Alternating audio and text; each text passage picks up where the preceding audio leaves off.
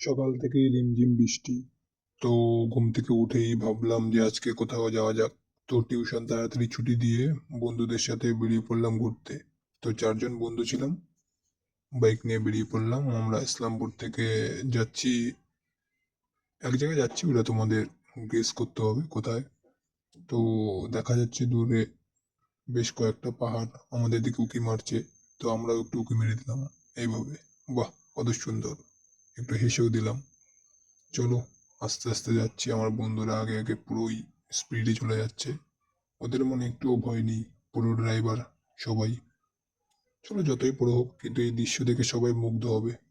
যত সুন্দর দৃশ্য, এরকমই একটা সিনেমেটিক শট।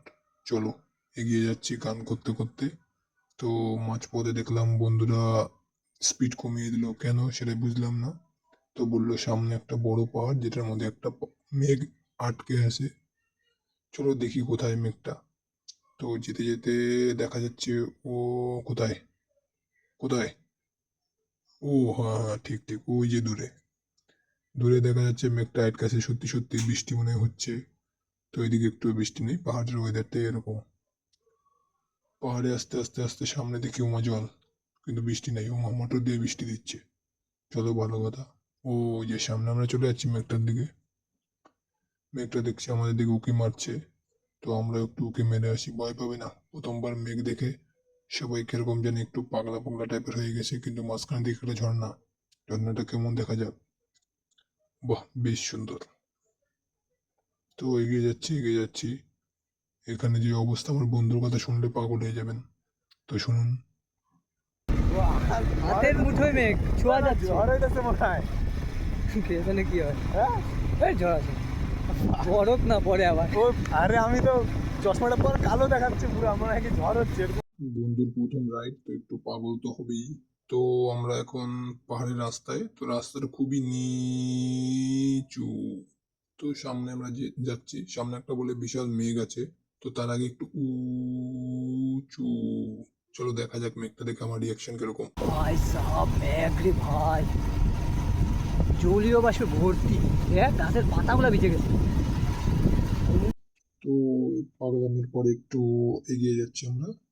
তো সামনে দেখা যাচ্ছে অনেক মেঘ, সামনে কিছুই দেখা যাচ্ছিল না এমন মেঘ। পাশে যে দৃশ্যটা দেখবো, তা দেখা অনেক মুশকিল ছিল, কারণ এমন মেঘ কি আর। মেঘ এমনি ভালো জিনিস। মেঘ যখন একটু গায়ের মধ্যে ছোঁয়া দেয়, কেমন জানি গাটা ভিজে যায়। সে কথা রইলো, পরে বলবো একদিন। তো এগিয়ে যাচ্ছি আমরা, সামনে এক জায়গায় ভাবছি একটা রিল বানাবো। তো দেখো রিলটা কিরকম। উকি ঝুঁকি, উকি ঝুঁকি, উকি ঝুঁকি। বাহ, বেশ। তারপরে দেখছি একটা দূরের থেকে টয় ট্রেন আসছে। তো টয় ট্রেন দেখে তো আমার বন্ধুরা পুরোই পাগল। কে কি বলবে কেউ কিছু বুঝতে পারছে না। তো আমি বললাম যে আমি ট্রেনটার সামনে যাই না, ওরাও যাবে। তাহলে চল, 3 জনে একসাথে যাই। তো এবার কি করলো, আমার একটা বন্ধু আমাকে টেনে নিয়ে গেলো, চল চল চল। তারপরে 3 জন গেলাম, ও মা আমি টেনে নিয়েছি। তো ভালো কথা, ট্রেনের সামনে গিয়ে একটু বললাম হয় হয় ট্রেন হয়। তো তার বন্ধু আমাকে ধাক্কা মারে সরাই দিল, কয়, যা। তো ট্রেনটা চলে গেলো। আমি ওই তাতে আমার কি করার আছে, আমি ট্রেনটা ধাক্কা দিয়ে আসি।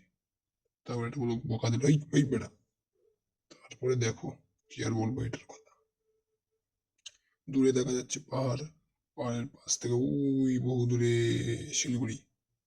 সামনে একটা মেঘ, যার জন্য কিছুই দেখা যাচ্ছিল না। তো আমি একটু এসআরকে পোজ দিয়ে দিলাম, গিদ্দা পাহাড়েটা বলে দিলাম। কমেন্টের বলে দিতে হবে না। তো টাটা বাই বাই, বাড়ির পথে যাচ্ছি। Subscribe, comment, like, yup.